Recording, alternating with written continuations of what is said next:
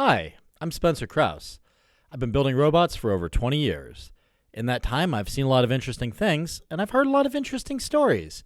Collaborative with Spencer Krause is a place where my colleagues and I can relax, crack a drink, and talk about some of the crazier things we've seen at work and some of the experiences we've had that have gotten us to where we are today. Subscribe today to join the collaboration.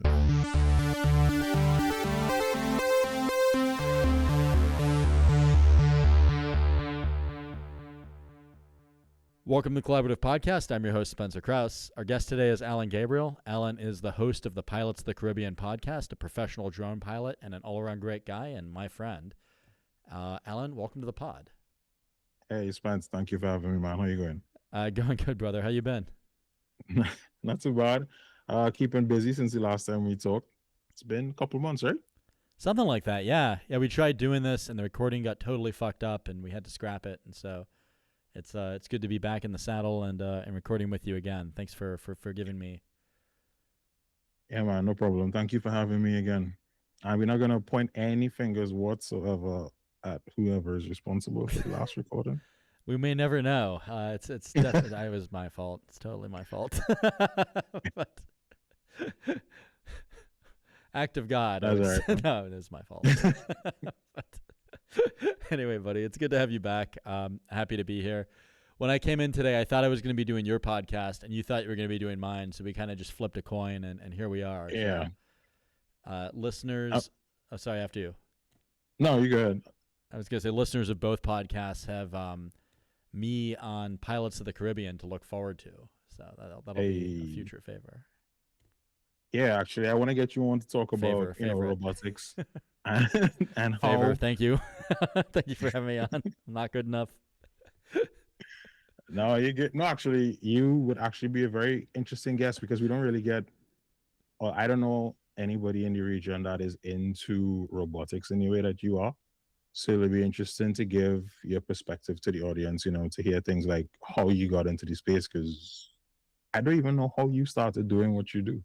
Oh, thanks, sir. Yeah, it's been a long journey. I mean, like ever since I was a kid, and I get into that, but this one's about you. So how did you start doing what you do? How does one get into drone piloting? And I mean, you travel all over the world to fly these flights. Like, how'd you get into that? So I actually was in IT before. I was a systems administrator at a credit union. And I did that for the better part of 13 years. And I went to Vegas to get my pilot. So I got into FPV. So I saw one of the videos on YouTube with the guys flying through the forest. This is back in like 2016. And I started building FPV drones, and I built my first one after about 6 months of putting everything together in my mind, thinking it would work perfectly. And I bought all the parts from Get FPV in Miami, shipped them in. Took me 3 or 4 days to put everything together, get everything connected, carried it out to like a field to test it out, and immediately proceeded to lose it. It's brutal. Yeah. How much did you spend on that? I spent, it was everything, because it was the first purchase. It was goggles, it was drone, it was batteries, controller, charger. You didn't lose the goggles. There's no way you lost the goggles. No. But the everything, because everything was one purchase at the time, probably cost like, what is that? Oh, what would that have been at that time, boy? That would have been about 5,000 TT, which is about 700-800 US. That's not the worst, but still a kick. No, it's not. Kick in the pants. I mean, yeah. Yeah. Especially after spending all that time to put it together. So yeah. I actually found it back. It took like about like an hour and a half searching through some grass. That was about this tall. And started in FPV. So my first drone had nothing to do with DJI, had no stabilization, had no GPS, had no nothing. Learned to balance that thing by force. And a couple of years after, I bought a Phantom. just to get further into the drone space because I was just racing and freestyling at the time. Found a community in Trinidad, just started flying, learning more about it. Bought a Phantom 4 about 2 years after that. Got into taking pictures, videos, and then I saw an ad in the newspapers for a company in Trinidad that was doing drone work and drone inspections in the oil and gas space. So I just thought, hey, let's send them an email, see what's up. A couple of days later, I got a phone call if I'd be willing to come into the office to talk. Sure, no problem. I went in, and the rest is history. I got my drone license in 2019, and yeah, I've been working with the company ever since. That's awesome. Yeah. So one of the things we were talking about while we were warming up, we should have saved this, but you've got a trip coming up to like an offshore rig. What's that like? I thought it sounded exciting, and I'm curious to get your perspective on it. Oh yeah, so like I told you, I tell everybody. To me, it's like, and I know some people who share the same sentiment. It's like jail, but with better food. That's what you want. You have to get up at a certain time. You can't leave.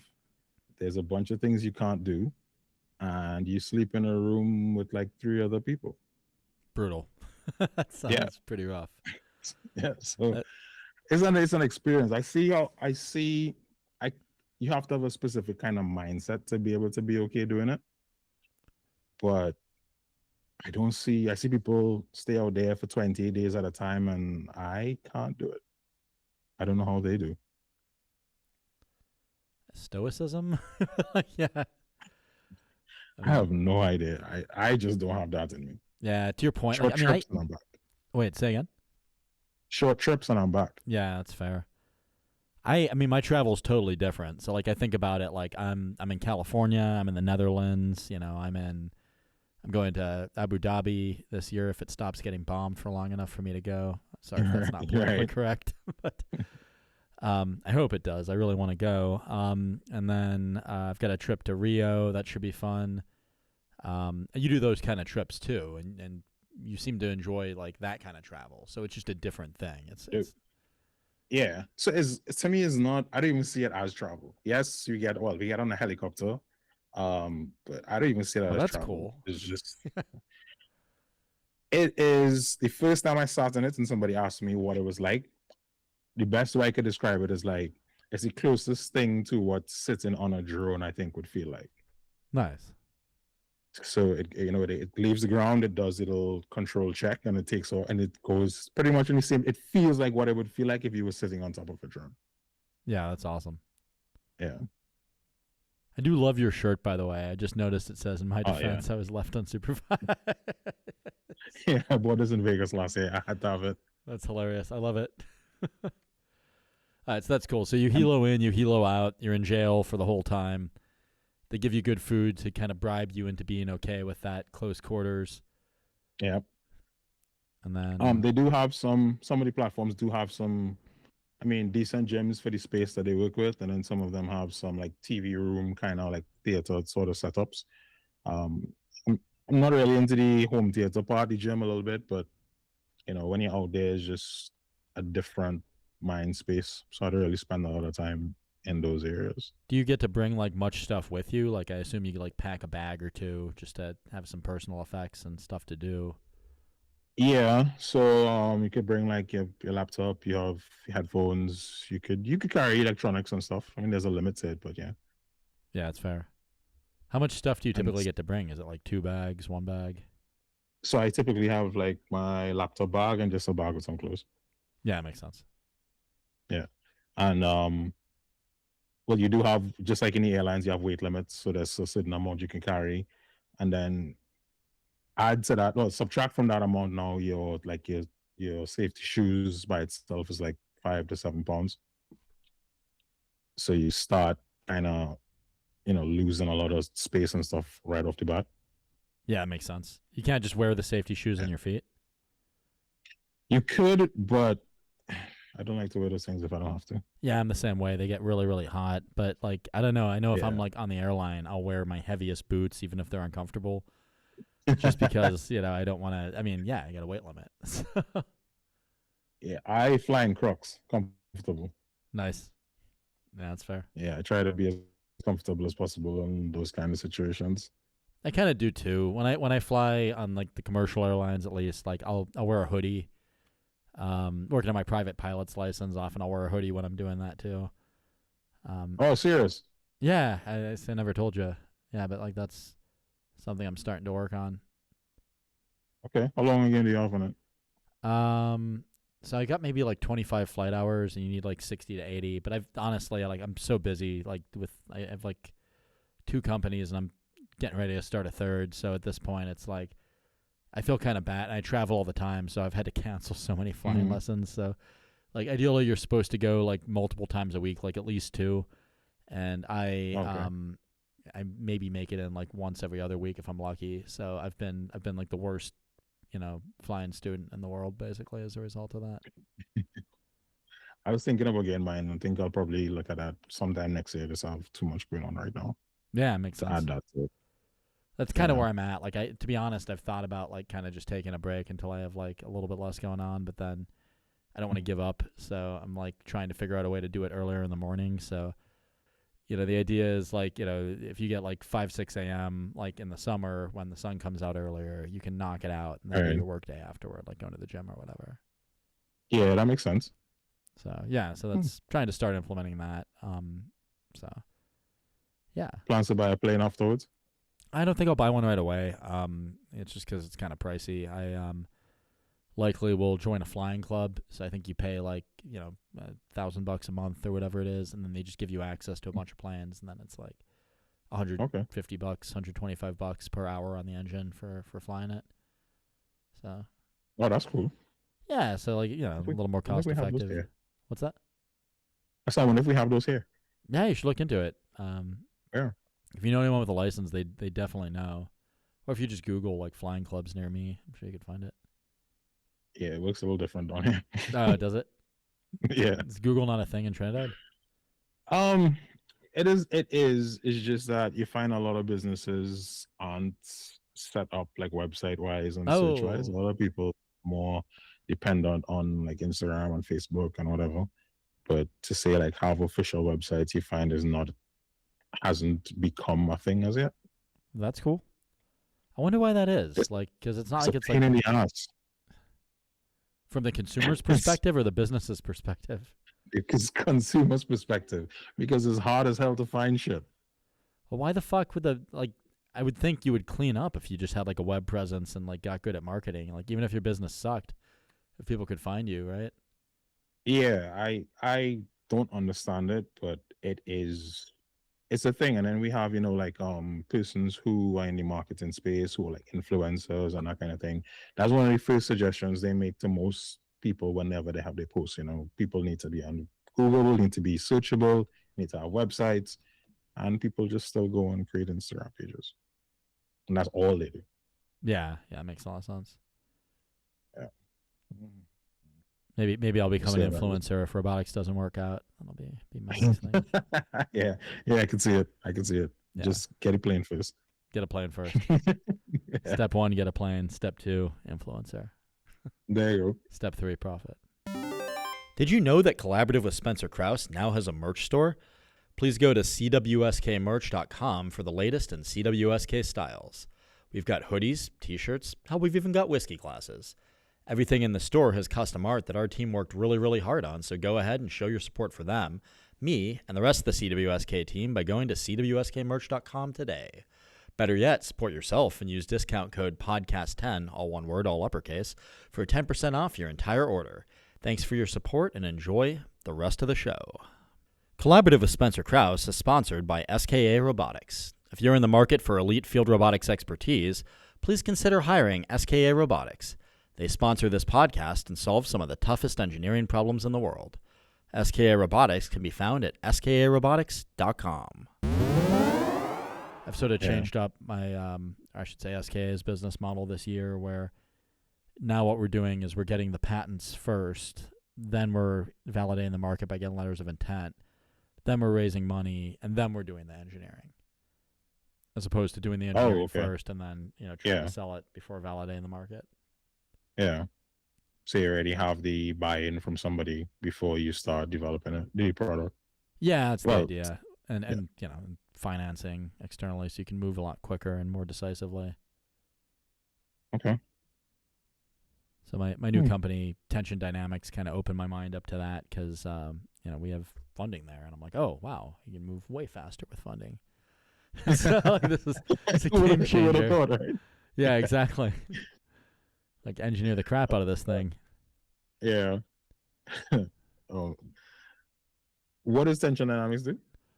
So we build like a new type of linear actuator that's like really lightweight and low cost.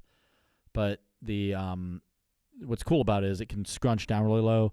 So we have 6 of them on a platform with a seat on it. Yeah. Effectively, it's like a flight simulator or like a teleoperation console or like a Okay. helicopter simulator, a teleoperation console. You could hook it to a drone, but like where you like feel the motion that like the thing that you're flying or driving over the water or like Mhm. driving over the road feels. So you're going to be more effective at high speed maneuvers because you've got that extra dimension. But then also like if it's a manned vehicle, you can do like more high fidelity simulation. And I know they have those. They're called flight simulators. But like a conventional flight simulator, because of the way the actuators are, they're really really tall. So you've got these big cylinders that are just sitting there doing nothing. Often you've Yeah. got like a whole floor you can't use. You got to walk up a staircase to get into it, or there's like a basement that like just is taking up space. And so with ours, it's like pretty stout, pretty low profile, so you can just like wheel it in on the back of a trailer and like get to work. Okay. So how much detail in like the movement do you get as compared to the traditional ones? So like we think like significantly more. So I mean, we're still working on the technology, but it's because it's lightweight. Then we get we're not fighting inertia as much, so you can Right. be pretty maneuverable. Like our target is Okay. like 3G acceleration over Damn. 6 axes. Yeah, so like XYZ roll pitch yaw, and it's pretty 3G. 3G.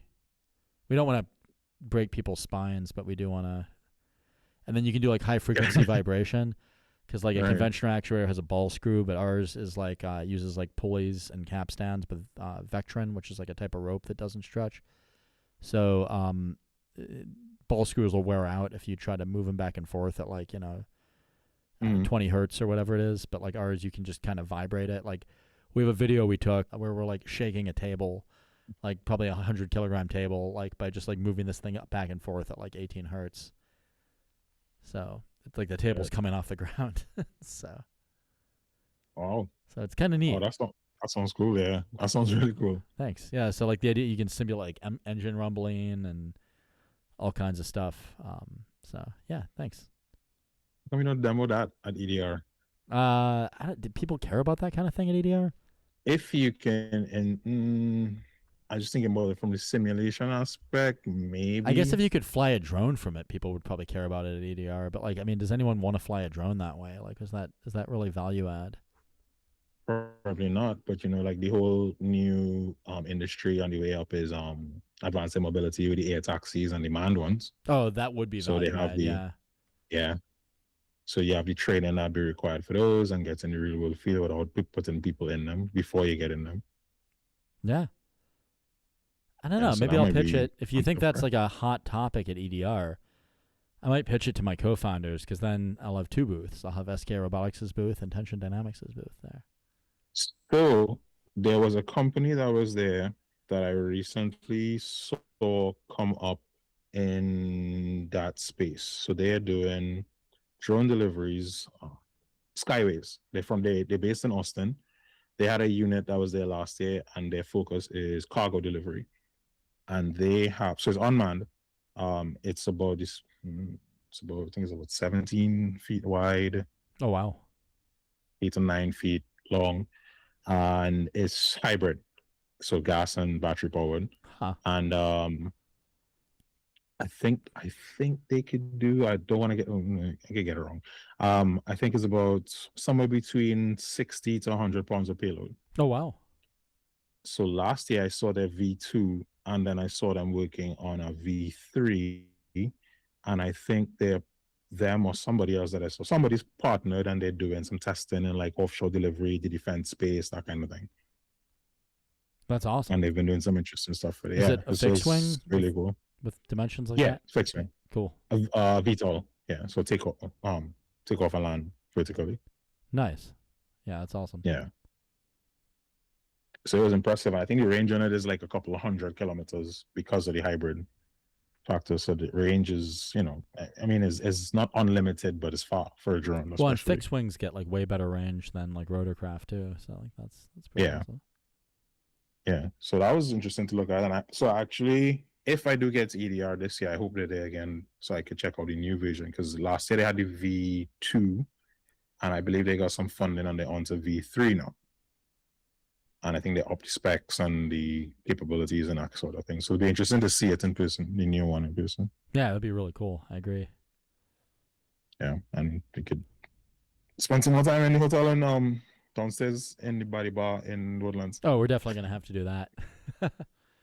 Yeah, I really hope you're there. I had a great time hanging out. I think we made like lifelong friends that week. Yeah, last year was fun. Yeah, for sure. Last year was. Well, and like there's so many people I met there. I mean, like that I'm now like figuring out ways to do business with, and I mean it was just such a good, powerful event. Like I feel like I formed a lot of friendships and professional relationships there. So yeah, same, because I think a lot of where even the podcast has gotten from then to now. So I've been to a conference in the States before that, but I think the amount of people that I met, not just the amount, but the people that I met there, kind of took the podcast onto a whole different level, because I met people like Dawn Zoldai, P3 Consultant, Enno from Global AAU. I do remember Enno. Yeah. So Enno and I talk often. I spoke to Enno like 2 weeks ago. Yeah. That's cool. I ended up talking to Enno like probably half a dozen times, and it kind of just fizzled out. I like that guy a lot though.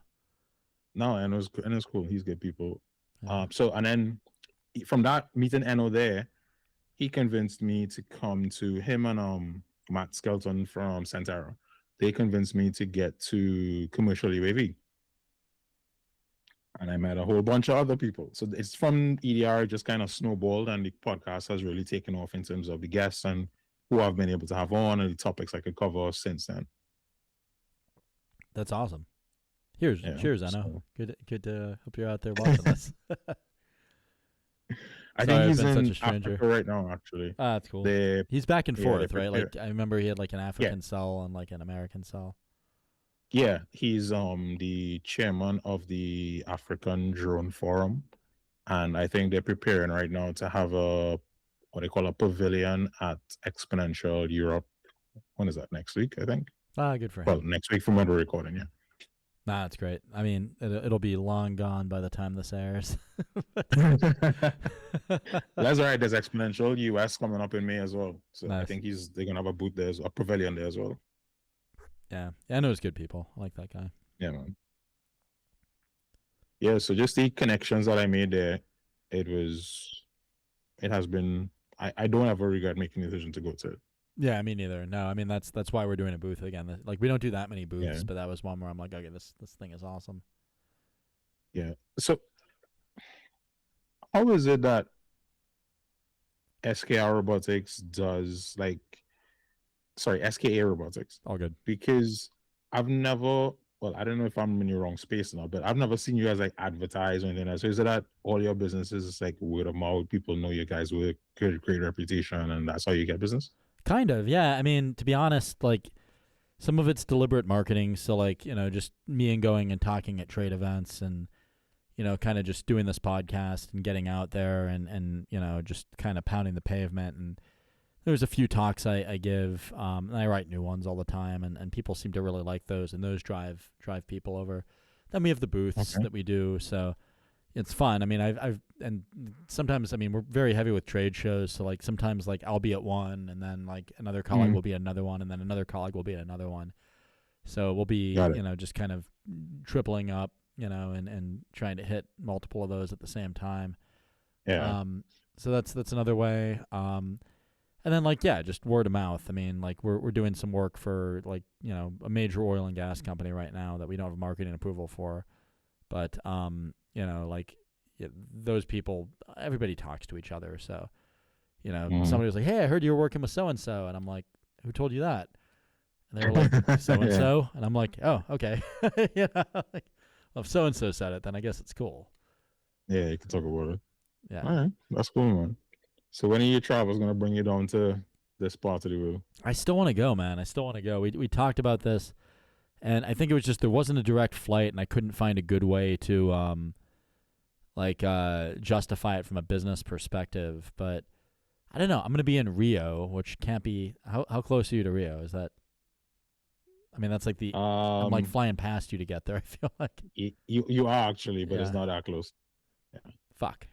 All right. Yeah. So for me to get to Rio from here, I'd have to go to Panama and then down to Rio. So it's like Rio is south, but I have to go west first and then back southeast. It's brutal. Yeah, it's just all around the place. Yeah. Find me a business reason and I'll come. And I want to come even before I have a business reason, just because I want to hang out with you and drink more. You're thinking about investing in a rum business.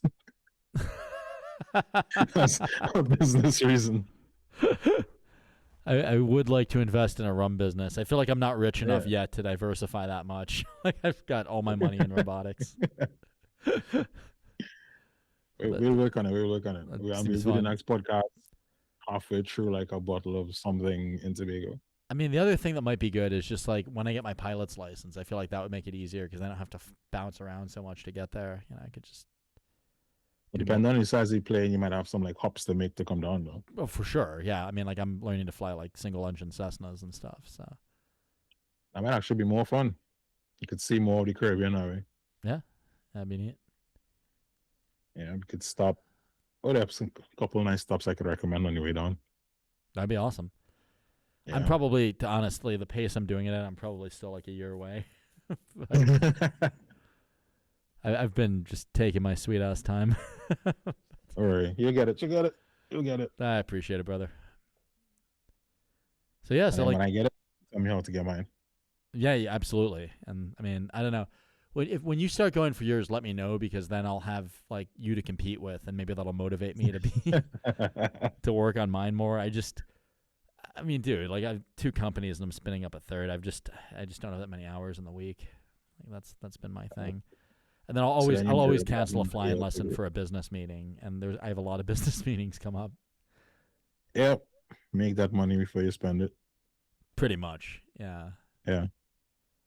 Yeah, and I'm not going to make a dime with that license because I don't think it's as lucrative as what I'm doing. So it's just.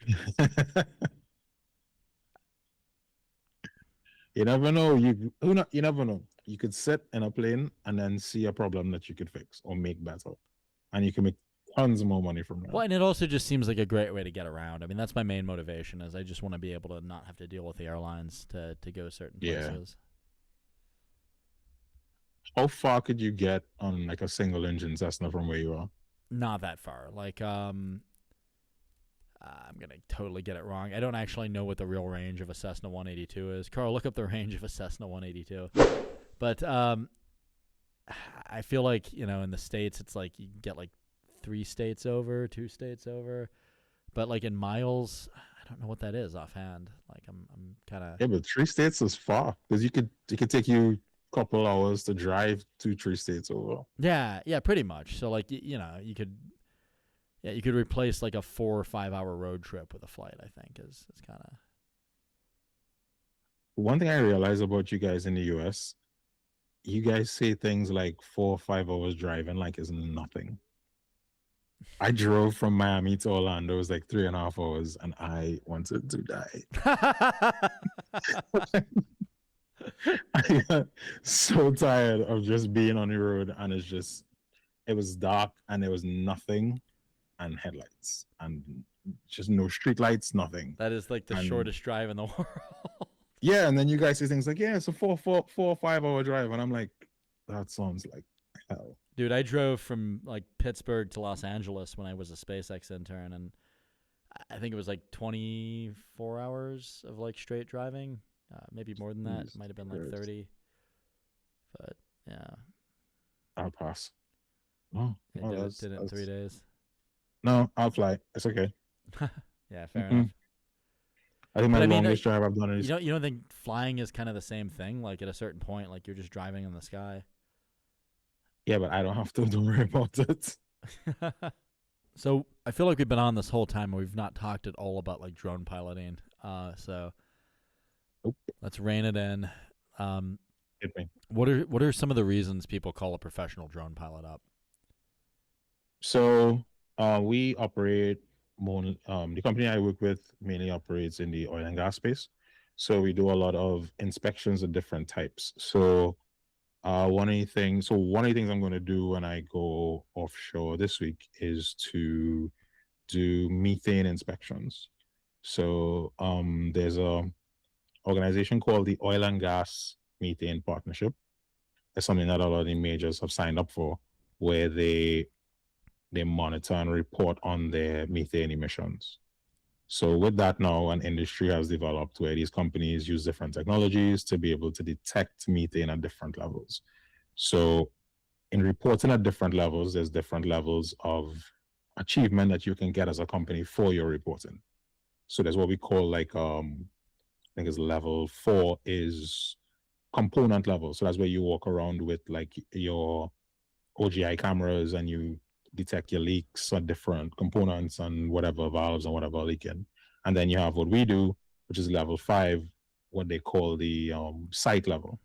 So we collect the emission values from the entire site, and then the company that provides the technology that we use will report it and send it to them, and then they report their emissions annually to the OGMP body to get whatever levels that they have applied for. How it's used beyond that, I don't know, but that's what we do. Fair enough. I was gonna ask how it's used beyond that. But, Yeah. it's all I'm good. assuming there's some benefit because this stuff is not cheap. Yeah, it makes a lot of sense. Yeah, an OGI camera is what, like 20 to 80 grand US, depending on like what you're buying. So actually what we use on the drone is not, we've actually used a couple different technologies, but none of them have been cameras.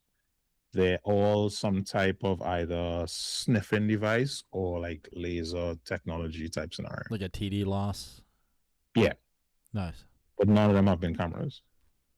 Is TD loss more cost effective than OGI?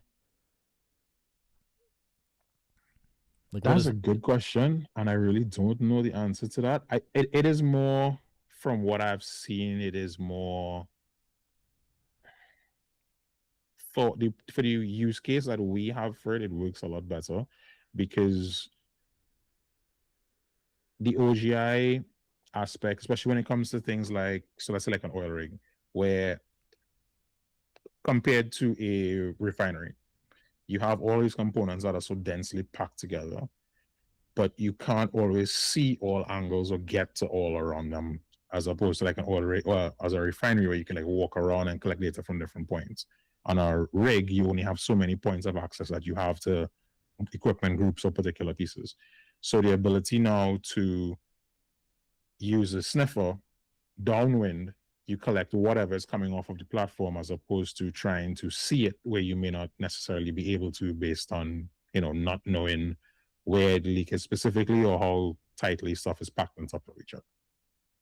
That's interesting. So wait, So like, how do you get the sniffer to work from the drone effectively? And if you said this, I'm sorry. I kind of, my mind. No, that's fine. So some of the sniffers, some of the devices are self-powered, and then they feed back to like a tablet device. So you have real-time communication, and then some of them are, they collect data and then you get like a output after. So you essentially fly downwind of the platform, so the wind is basically pushing through and blowing all the emissions towards you. Oh, cool. Yeah, and then it just literally just sniffs it up and you get your reporting from that. That's awesome. Yeah. Yeah, I was talking to an engineer from one of the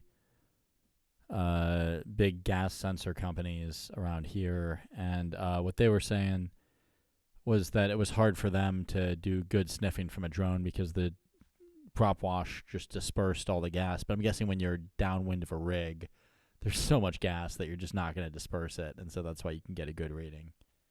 That and the equipment that I've worked with is extremely sensitive.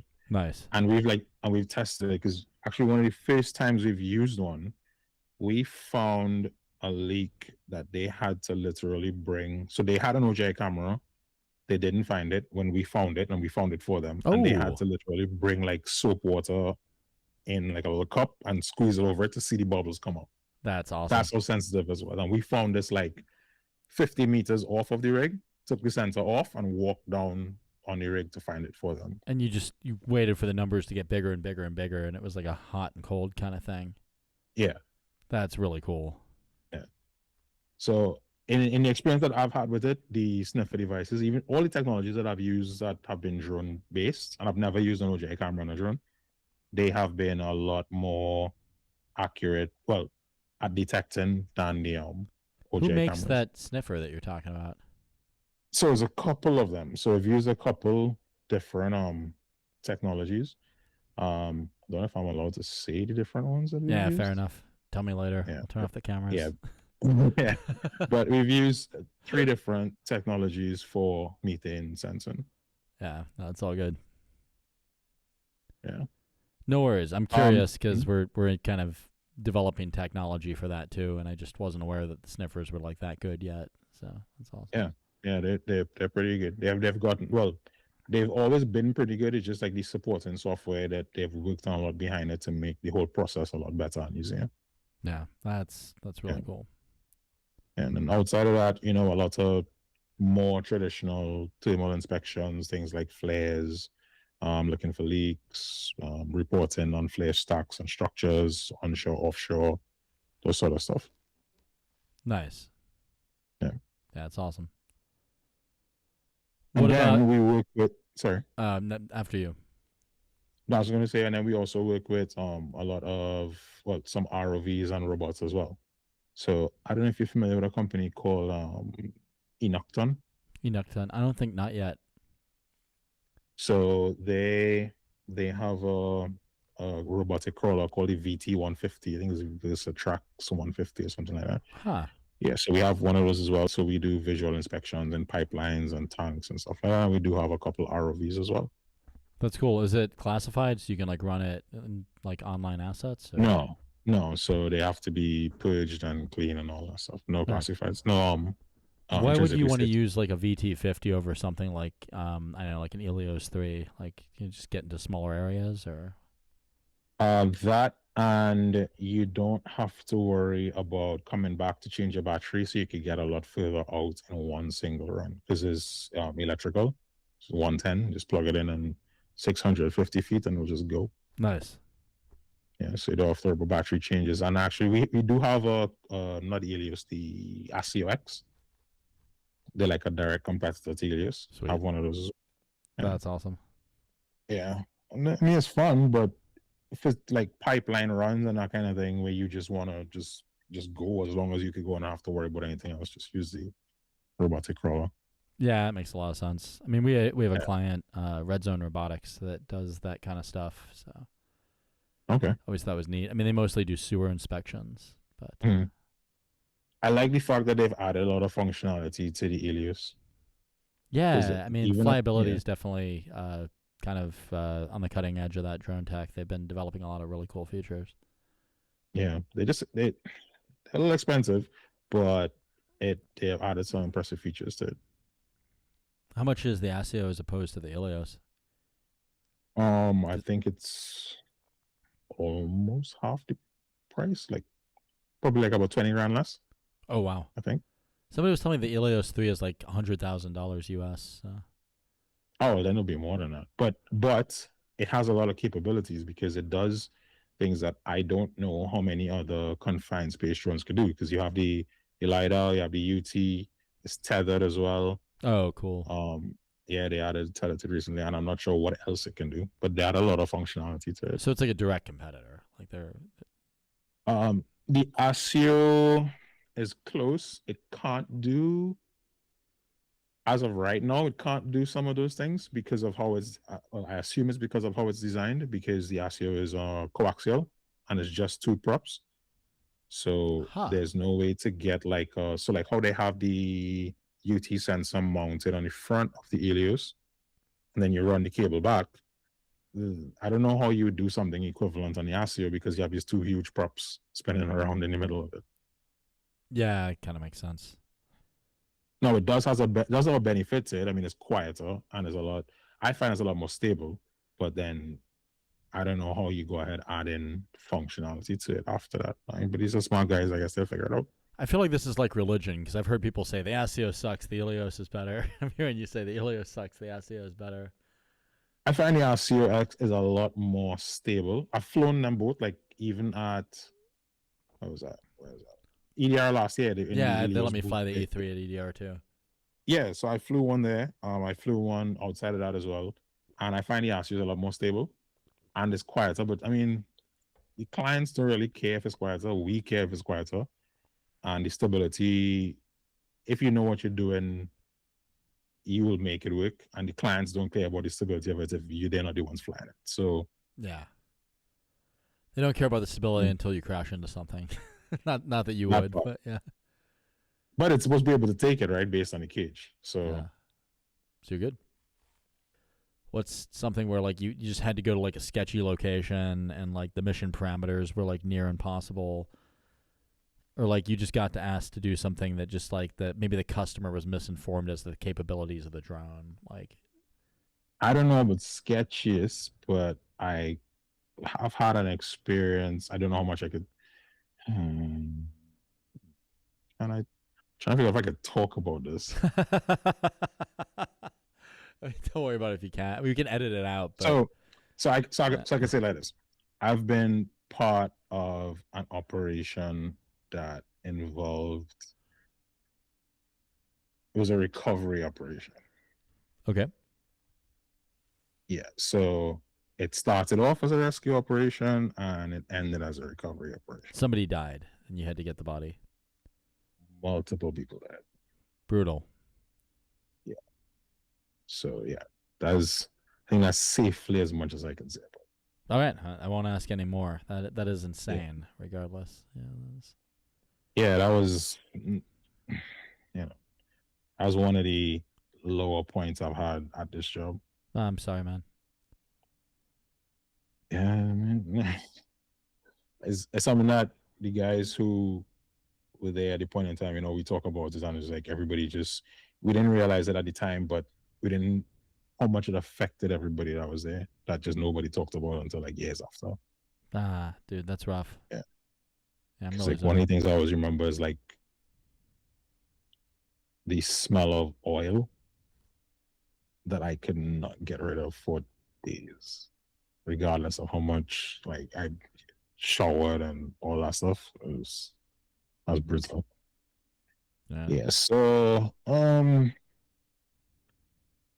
outside of that, like we've done stuff like for Carnival here in Trinidad and like some security and surveillance type stuff, and you'd be amazed at how many people just pee in public, men and women. It's the only thing nobody's watching them. People just pee all over the place. Is that something you have to report, or is it just hilarious? And well, I mean, we were recording and live streaming everything, so people just pee all over. Do you zoom in at that point and just sell it to the internet? No. No, so we were live streaming to like the police services. Yeah. So they could see what we were seeing. Yeah. I mean, I guess that's technically illegal here. Like you could say indecent exposure, but it's illegal here too. But we still did. People. If you have to pee, you have to pee. I mean, like that's kind of it. Like it's a biological function. Yeah. Right? Like, I was curious. You were telling me you had a heavy lift job a while ago. Like what does that entail, and what kind of hardware are you using for that? Yeah, so that was what was that unit called again? That was a Ace Core Noah. That was actually for another company that does methane sensing as well. Their sensors are a lot larger, so it needed a heavy lift drone to be able to carry it. But this was for a methane sensor? Yeah. So theirs was not TLAS. Theirs was a different technology, like a laser something. And it's not TLAS. It's like a tuned well, that is the last. It's like I can't remember how it was, how they explained it, but it wasn't like a sniffer device. It was more like it wasn't passive sensing, it was active Huh. in terms of how their lasers technology works. That makes sense. Lasers. Yeah. So, but it was huge. So it's like about all of this was the sensor, and it was about 25 pounds. So it needed a heavy lift drone to carry it. Yeah. That's wild. Yeah. If they, but the result of the technology was very impressive. If they get it down to like it could fit on an M400, it would be game changing. Nice. Yeah, that's awesome. Yeah, it was impressive. Well, I mean, why can't you just fly a heavy lift drone if the tech is that much better? Like, it doesn't seem like the worst thing in the Because world. so the reporting was a lot better. The process to get it was a pain in the ass. So like Yeah, that makes mobilization took sense. 2 hours. Wow. That's brutal. Yeah. And that's because of all the setting up and programming and all that stuff, as opposed to just everybody else is just playing, plot the flight plan and just let it go. Yeah, it makes a lot of sense. Yeah. So they get it down to like it could fit on an M400 and use, whatever plotting technology they need to. It would be game changing. The M400 is like a DJI platform. Yeah. Yeah, it's the Matrice, I think, right? Yeah, that's the DJI's newest enterprise drone. We can't Well, get those in the highest-end. US, I believe. You can, they're just harder to get, but I know a few places you can get one if you're Nice. interested. That's good to know that, capitalism is still very much alive and well. Yeah, that was crazy what happened and why. And I think a lot of the guys that I've spoken to, even the guys who, work with the different competing companies, they still welcomed the competition. And Yeah. a lot of them don't think it should have gone down the way it did. Yeah, I'm with you on that. I mean, I think competition is usually a good thing. I mean, because it advances the art. Yeah. Yeah. So I don't know. I don't know if it'll change. Who knows? And it's affected us here as well because most of the Caribbean uses DJI drones, but we used to source it from the US. Which has So affected now, us now because we're not selling yeah. them to y'all. So now people have had to find all kinds of roundabout ways to get them and from all types of places. So Brutal. yeah. Sucks. So, nah, it definitely sucks. Yeah. What are you gonna do? Yeah. When you say heavy lift drone, like how heavy of a lift can the stuff that you've flown be able to carry? So like 50 pounds. For some reason, when you said that, I was thinking like 600 pounds, or like. So that one was, I think, the max capacity, and I was like 45, 55 pounds, somewhere on there. But I have flown a thing in the past that could carry unmanned, that could carry about 500 pounds. That was a helicopter that had a teleoperation kit strapped to it, I'm guessing. No, it was not. Oh, interesting. Can you say what it was, or? Not yet. Check me back in a couple months and I will let you know. Sounds good. Sounds good. Yeah. Have you seen these drones that use hydrogen fuel cells to increase the range? So I saw there was a company from Mexico selling. I'd spoken to those guys a couple of months ago. I have seen them. I know that they were working on some cool tech and they were doing some testing with different sensor companies to do different like mapping missions and thermal technology and stuff like that. I do see the value in it, just not for everywhere, because like in Trinidad, for instance, I don't know how easy hydrogen is to get. The other thing too is I think if you fly them in the direct, if you fly them through a cloud of methane, I think it destroys the fuel cell. Oh, really? Yeah. Oh, damn. Did not know that. Yeah, that's what we got a demo in a park of one. I got to put the pictures up at some point. But the thing had like a big tank of hydrogen strapped to it, and it was like a 3-hour flight time, and it's pretty. Yeah, it was great.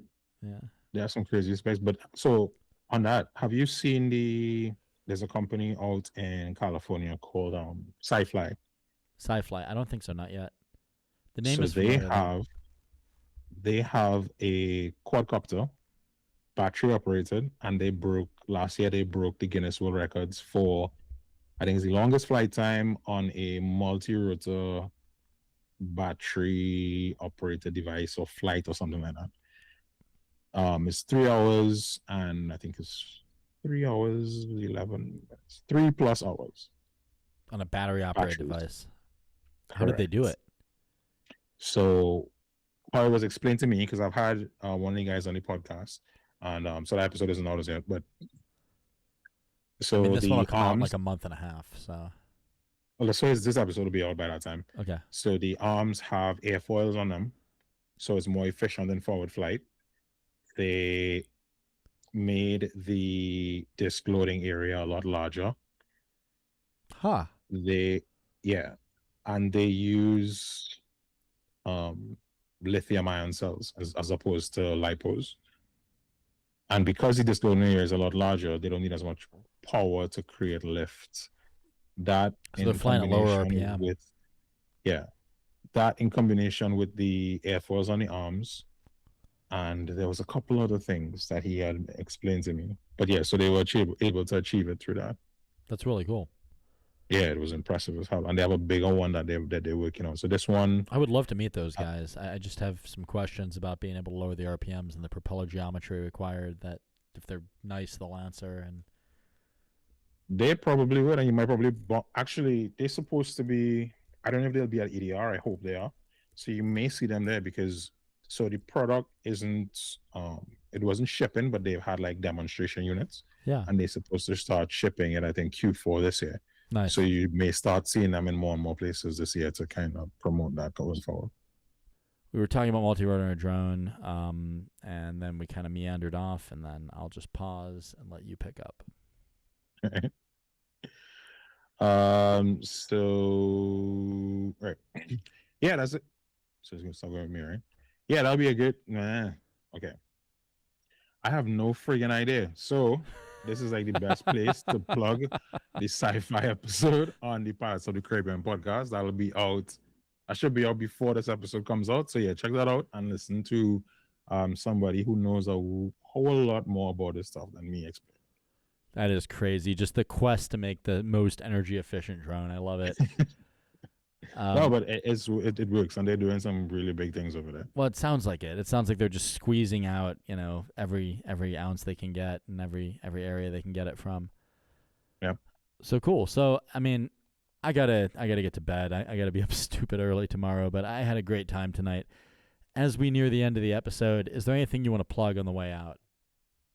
Yeah, just check out the Pilots of the Caribbean podcast on YouTube, Apple Podcasts, Spotify, everywhere else that you get your podcasts. We have a newsletter on the website, pilotsofthecaribbeanpod.com. If you're into drones and you are looking for a drone pilot checklist, there's a checklist on the website as well that you can check out. We have articles, we have reviews, we have a bunch of stuff on the website, and that's about it. Hell yeah. Alan, always a pleasure to have you on. You're the best, man.